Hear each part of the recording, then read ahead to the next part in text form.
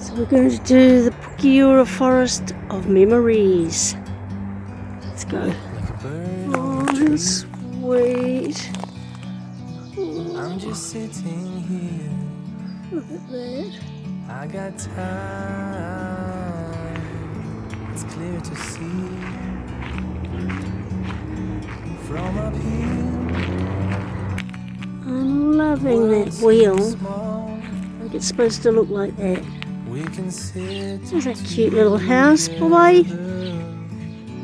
It's so beautiful. You and me. We meant to be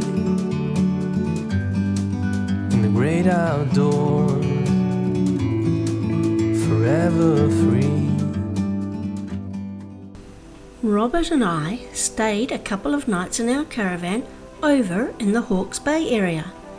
And every time we drove anywhere from our base in Takapo, we would see this hillside with interesting looking buildings on it. So curiosity got the better of us. And we were thrilled to see information boards when we reached the top. Isn't it lovely? The view, is that going out to the view of the river? Look at me. Cool.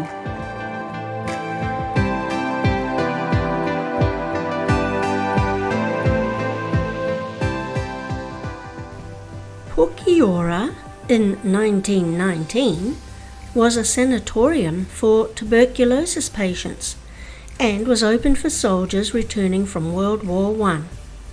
For 37 years the sanatorium treated over 7,000 patients, but in 1957 it closed and became a convalescent hospital and a home for disabled and physically handicapped people, and then closed for good in 1999.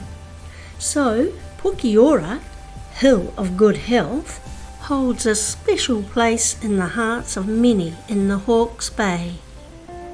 At the bottom of this Pukeora Hill is a forest of memories that we just had to go and explore.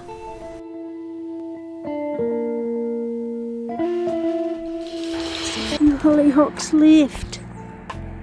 Hello, not many. Oh, it died off. What a shame. Ooh. So we're going to do the Pukeora Forest of Memories. Let's go.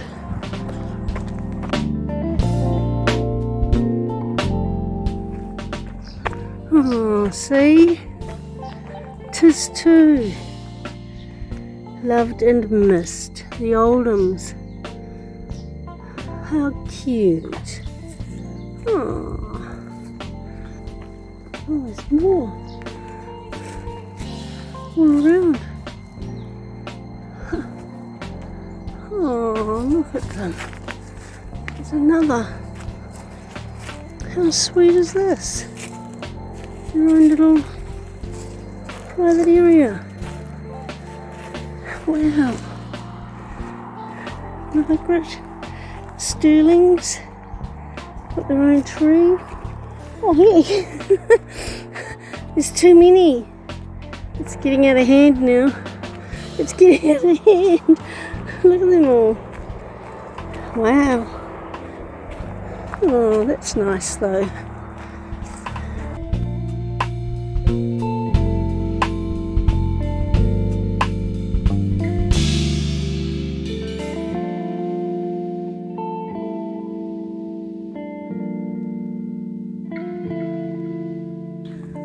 This is a nice area, isn't it? 2017, they wouldn't have planted that tree. Look how huge it is. Surely, oh look at this one. It's got things in the tree. Oh, how sweet. Oh, look at that.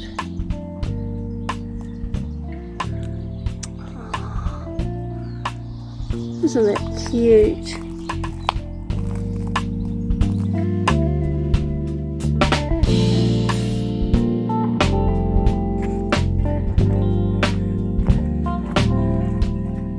so lovely though, isn't it? The rhododendron in the middle of it all. Pretty red one.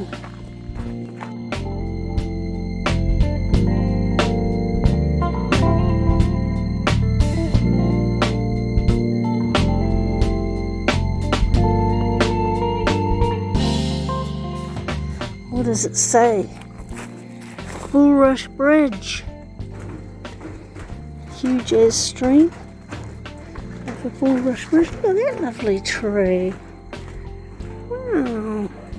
Oh, you're taking over, haven't you? Shingos.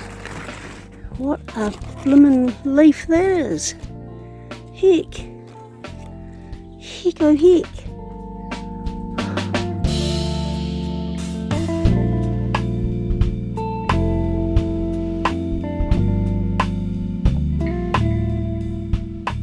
Lance, you like sheep.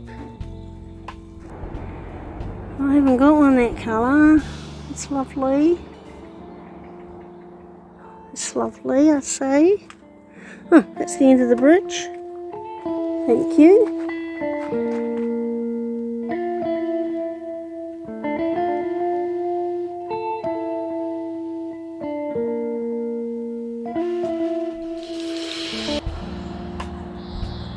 It's a blooming rose. Sheesh.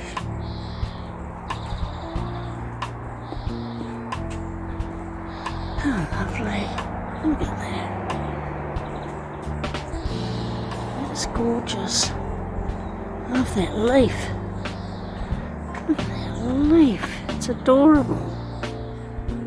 Wow. High road.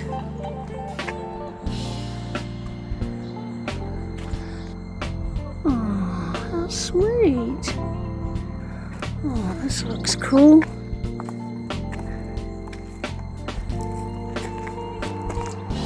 Wow, we've got cats and dogs here. Oh.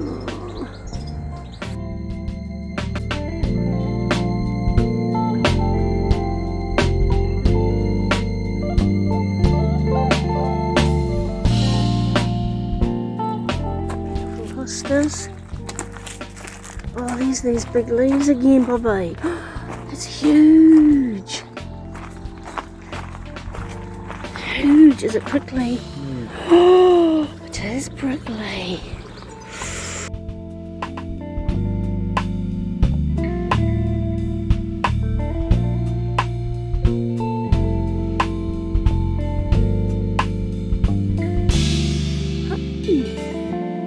Hey, beautiful. You know how much I love fantails. Oh, yes. Beautiful, yeah. Okay, bye-bye. We gotta go.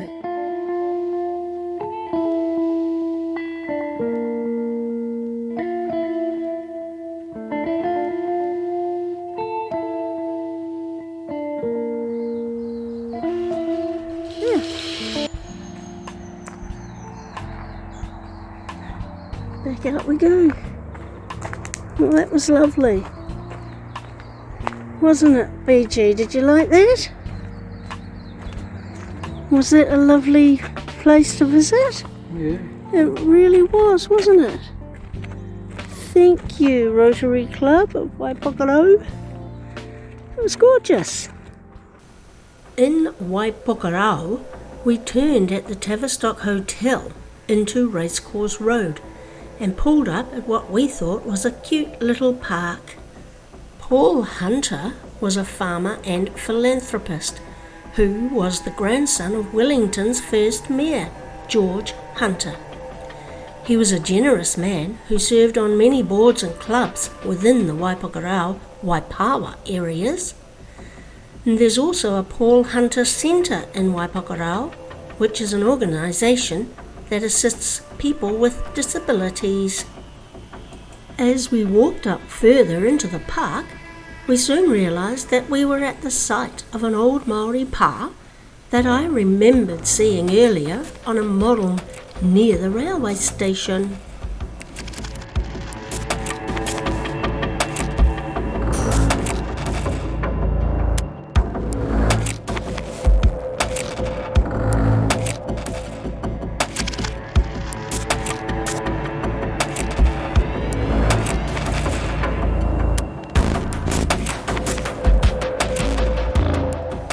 There was so much interesting information about the lifestyle of this pa, too much to mention, but I was especially fascinated with how far eels travelled to get to New Zealand and how they settled in nearby Lake Whatuma for up to 60 years and becoming 2 metres long.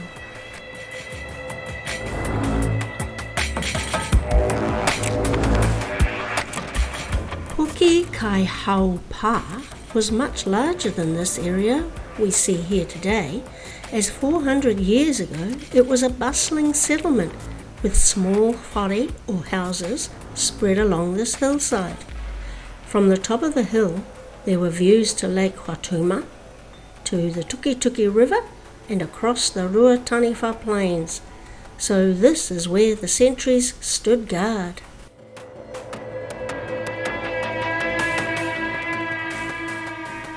This po, or Maori sculpture, was designed to reflect peace within our nation by demonstrating the two sides coming together and joining at the top with a hongi, which is the Maori greeting of nose-to-nose interaction.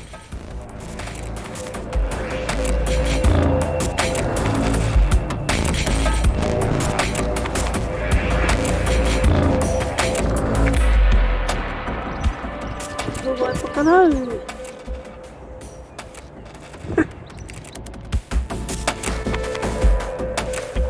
We drove on along Racecourse Road to find Lake Hatuma, but we can't get to Lake Hatuma because it's permit only. Lake Hatuma was the Pukekaihau tribe's main food source, with tuna or eels being the most popular food available. Lock and everything, so okay, we won't go to Lake Hatuma. Bye.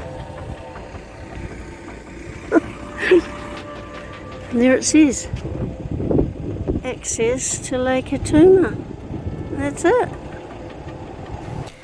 As we drove past Pukeora's Forest of Memories and the old sanatorium site, we headed out to OngaOnga to see what's of interest there.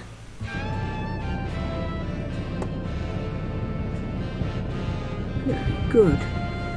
Heaps of work going, boys. Looks like it. Look at all the cars. Well done. OngaOnga means stinging nettle, which was abundant along the banks of the OngaOnga stream when the Maori named the stream OngaOnga. So, when Henry Hamilton Bridge arrived here in 1865, he named the village after the stream. And the OngaOnga plant can grow to 2 meters tall with nasty needle-like hairs on the leaves. And these tree nettles have been known to kill at least 2 people in these Ruahine ranges. Anyway, the little town of OngaOnga had 29 businesses at its peak, when only 3 remain today, thanks to the 1931 Napier earthquake, which affected OngaOnga greatly, with the only thing left standing being the schoolhouse chimney. Then the war broke out and took most of the men out of the town, so in 1983 OngaOnga became an historic village. OngaOnga School.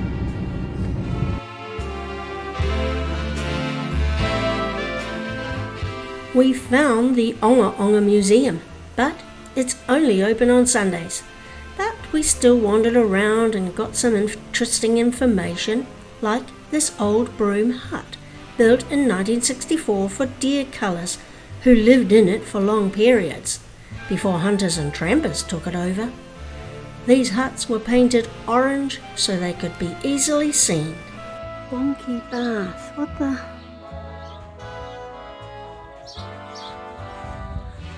You heat it up. What Blaine would have done. Kaunaka kitchen. Okay. Blacksmiths over there.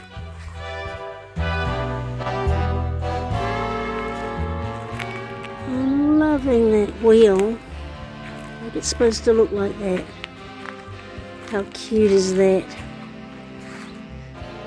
Won't get far, buddy. You in your wagon? Oh, Mary? Who's Mary? We'll never know because the museum's not open. There's a cute little house, boy.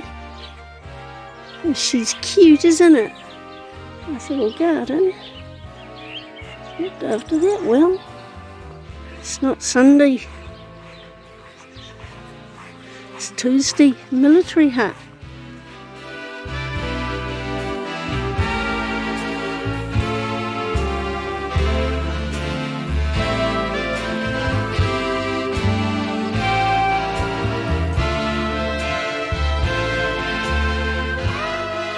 Oh, it's a butcher shop.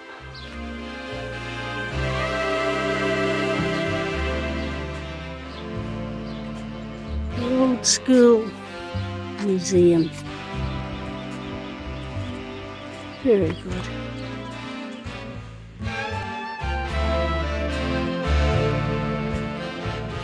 This Pendle Hill homestead, built in the 1890s, is still used today for get-togethers by local community groups. Okay, what else can we see here at OngaOnga?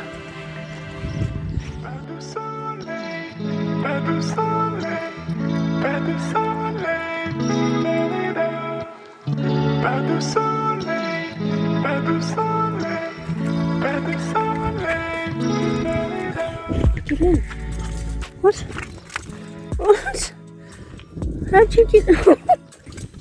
Make me look stupid then. Thought that was the opening there. Gee.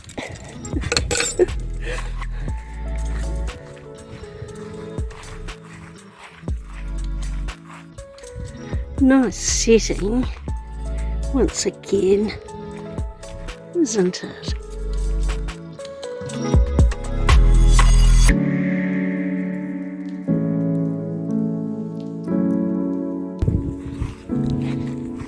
Back out the gate. No! No! I wasn't stupid! How the heck did he manage that? I give up.